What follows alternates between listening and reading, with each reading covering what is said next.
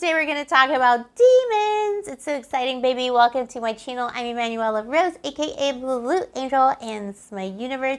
If you are new to the channel, welcome. And if you are a returning Blue Angel, thank you. I appreciate you. I love you. I see you, baby. Give mommy a kiss.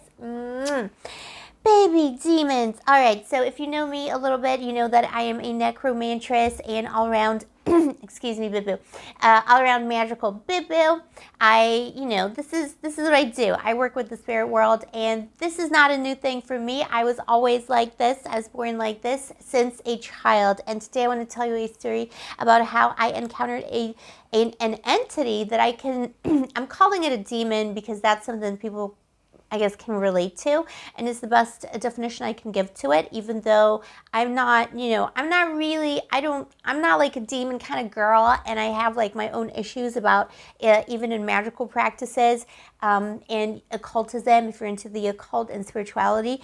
I have some issues with regards to how people see, I don't know, represent demons, work with demons. I'm not sure how real demons are, the way that we talk about them in the magical world, but that's like a whole other story. But for the purposes of this story, we're going to call it a demon because this was not a spirit of someone who had passed. It was not an underworld spirit. It was not the dead. It was not a human person. It was some kind of an entity. It was something much other, like very much other.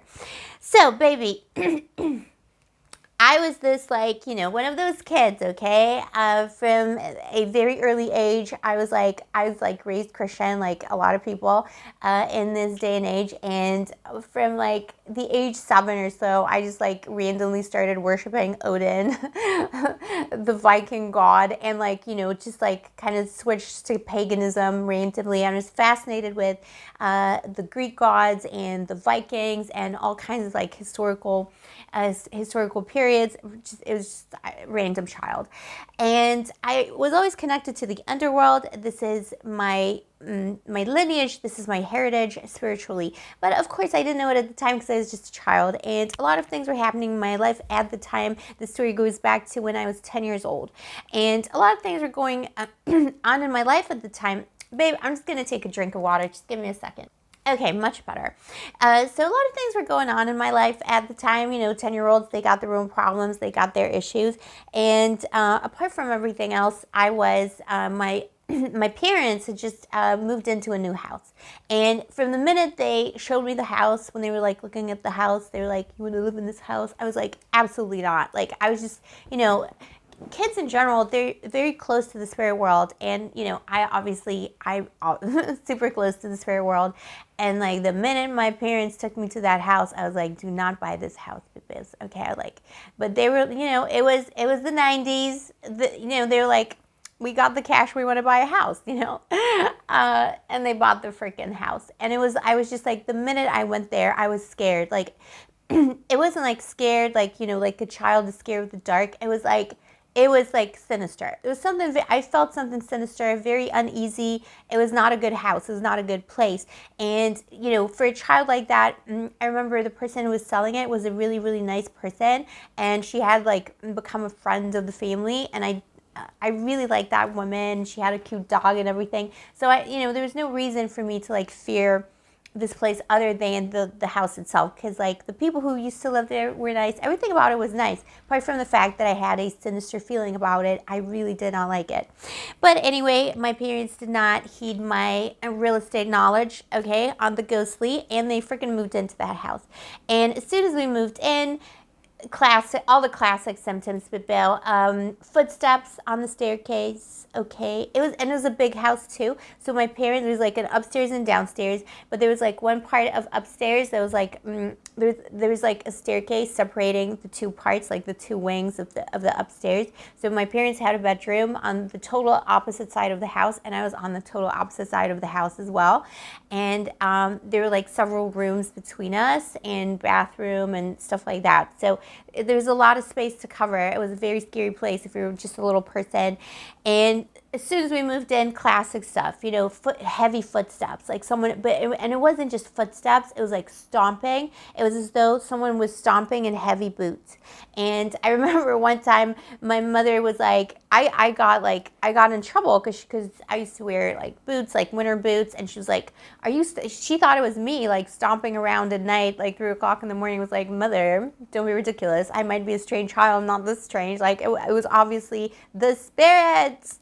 And yeah, for sure, it was stomping, but it was like aggressive stomping, heavy boots, like a man's boot. There were other things that were going on there. We had dogs. The dogs, classic stuff, you know, would stare at the corner of a room and like bark at it and go crazy in the middle of the night as well. There were all kinds of different occurrences. I think I should do a whole video on this haunted house. Like that house was like legit haunted. And you know, there was one room in the house where you used to like hear this little bell, like a tinker bell, like legit. And I didn't imagine it. See, this is the thing. When you're a kid, people don't take you serious. And I used to tell my parents, like, there's like a bell in that room. Like, it's insane. Like, it's scary. And that was like one of my rooms because I had like a bedroom and I got like a little like hangout room for myself as well. Yeah, I know, whatever. But still, like, it was like, it was so scary to just like live there. It was just, I don't know.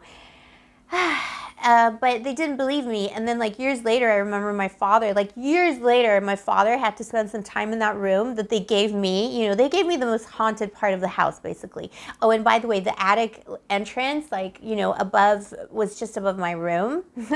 So like, and it was always like slightly ajar, you know, the little flap to the attic. It was always creepy, and you could hear like little like rustles coming from it. And yeah, it could have been squirrels or whatever, but still, it was super creepy. And there's a little bell in the other room, in the room next to me. And I remember my father like once was like, years later, he was like, oh my God, I heard the bell. He was like, I heard the bells. I was like, I told you. But, you know, whatever. You know, you live, you learn. Anyways, so this is kind of, you know, the background to this. So there's this like haunted house. We're already moved in, immediate activity, stomping, dogs barking, it's creepy, whatever. There's something very sinister about the place that's like, it's super sinister and unfriendly. You didn't feel watched, but you felt like just like fear or a presence of like uneasiness and stuff like that. So one night, my parents had a dinner, and they had like they invited some guests to dinner, and they were just like, you know, doing whatever, like, you know, adult dinner stuff. And I'm an only child. I was upstairs. There were no other children in the house. It was just me and the adults downstairs. And I was playing like a computer game on my computer, and my desk was positioned like right next to the window, and if I looked behind me, you could see the door to my room. And the door was open because, I mean, whatever. Why would I close it? The door was open. I could hear the guests downstairs, and I was playing a game. Ironically, I was playing the OG Doom game. Like, that's how old I am. Like, it was like the 90s Doom, and it's where you like slay demons. But I swear I was not suggestible because of that. I was like totally desensitized to this kind of thing. So the demons in that game did not inspire this incident. But so I was playing Doom. I was like focused on that, and I could still hear the adults downstairs. And suddenly, I felt someone creeping up behind me. Like, I could hear, like, there were, like, floorboards, like, wooden floorboards there, like, old school. So, like, you could hear someone, like, creeping up. I could hear it. I could hear it. You feel it, you know? And it was, like, I could sense someone was standing at the door, and they were creeping up behind me. And I just thought, you know what? Like, I thought it was someone. This is kind of silly, but I thought it was like one of the like adults downstairs, because you know how like uncles and like, you know, adults sometimes are, they're like, oh, like let me go like prank my niece or something. Like, I would not put it past them. So it was that kind of a vibe with the adults in the house. It was like, oh, it's probably Uncle so and so being, you know, doing something stupid. And I was like, I know he's creeping up on me, and I'm not going to react when he does something. I'm just going to ignore him. You know what I mean? I was like, I'm just going to ignore him. And I felt that presence. I felt that person get closer and closer and closer. And then all of a sudden, this person just went, wow, like, but it was like, I can't even explain it. Like, I felt like their arms were outstretched. Like, you feel that behind you, like someone's going, wow. And someone went like that. But it was like, it was just like a growl. You know what I mean? Like, it wasn't a normal, like, bill, like from a person. It was like, wah! Like, it was so, like, but even still at that time, being the creepy child that I was not scared at all. I just thought it was, my uncle trying to be scary, doing like a funny voice. But it was like almost like animalistic, it was like, whoa. Anyway, so he did that. And I was like, totally did not flinch, did not do anything, playing the game because I'm a badass. I'm going to show him, you know what I mean? And I keep playing the game. And then suddenly I realize that, I don't feel that person behind me anymore, but there's no creaking. And I don't feel like, I'm like, what happened? It must have been like 2 or 3 minutes. And I didn't like look up or anything, so I couldn't see the reflection in the window. But when I realized that I didn't feel him behind me anymore, I looked up at the window and I didn't see anything there. There was nothing there. Like, there was no one behind me. And I looked behind me and there was no one there. It, like, that person, there was no creaking, there was no, leaving the situation. I didn't feel someone leave. I just like, it was just this growl, and then all of a sudden this thing disappeared. And so obviously I was like, okay. So I looked in the other room. I looked in the back. It was like, okay, he's hiding somewhere. He's going to like jump scare me. I'm like, okay, whatever. I'm like, I will not, I was like, I will not go down like this. I'm going to win this game. It started to dawn on me there was something weird about it, but I was still like, you're on autopilot. I was still like, okay, like it's definitely that uncle, So I'm like searching around, like literally looking for him behind the couches and stuff, and he's nowhere to be found upstairs. So I go downstairs like, like a bratty little kid, and I'm like literally like, there's this like dinner, I can't remember what it was, but it was like, whatever, polite company, right? And I'm like, which one of you boomers did this to me? And like the faces on the people were like, what is wrong with this child? And look, baby, you can say with stories like this, it's always the simplest explanation. Maybe an adult did go up and scare me, and then they were like, remorseful, and it was too awkward to admit who it was or something like that. But if it was an elaborate prank that my family was playing on me, I think like by this time, so many years later, somebody would have told me, because I was so adamant and it was so creepy to them. In the end, they were like, okay, you're just crazy, go to sleep. And I kind of did. I just went upstairs where that thing happened, and I just went to sleep. But this presence never reappeared, okay? I went to sleep that night. I thought maybe something would, jump out of the shadows or something like that. I kept on looking because, like, this is my bed like this, and the door was, like, right next to, in the wall, like, next to it. So I just, kept looking at the door to see if that presence was appearing in the door, because that's how I sensed it. I just sensed, how you sense. I sensed someone at the door, and then I sensed someone coming up to me. And then when the growl happened, just, like, suddenly it wasn't there anymore because I didn't turn around. And I was just thinking it's something, something is going to come up. But, another part of me was thinking it's definitely one of the adults downstairs and they're just playing a prank on me. I was like, tomorrow I'll find out it was a prank. You know what? I was like I wasn't sure if I should be like terrified or if I should be like, mad.